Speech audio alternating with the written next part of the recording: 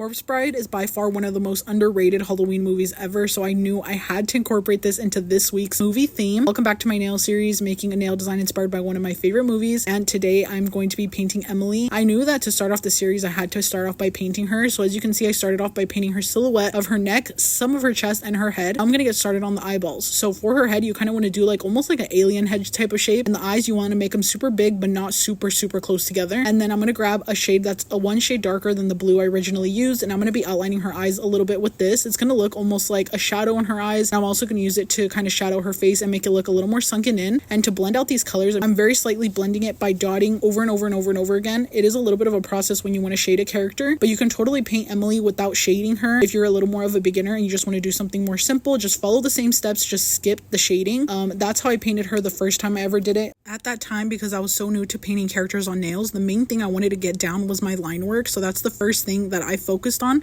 So now I'm getting started on the lips. I did do a very wide smile because that's how her lips are, and then I grabbed a darker shade of blue and I'm doing some eyeshadow. This is just going to accentuate her eyes even more. I'm grabbing my ultra thin 8mm liner brush by outlining them and then adding some eyelashes, of course. I love that her eyelashes are so pretty, so I definitely wanted to perfect these, and I tried my best to create every single individual brush stroke by using a very light hand, and then I'm doing the same thing on the other eye. This brush really helps you get those super ultra thin lines. I just love it so much. I've been getting such good feedback about the brush, so thank you so much to everyone that has supported me with this. Once I'm done with the eyelashes, I'm getting started on adding her eyebrows. She has this really like melancholy sad look, and her eyebrows really add to that, so I'm adding the eyebrow, putting the middle of the eyebrows facing upwards, and I get the thick to thin look by using hard pressure on my brush, then lifting the pressure as I go down the eyebrow, adding a little bit of highlight to create the bridge of her nose because she technically doesn't really have a nose, so I just did the little upside down heart. And then I'm going to be outlining the lips with a darker burgundy color, making them look super pretty and outlined. And then I'm going to get started on the hair, so the hair really brings it together.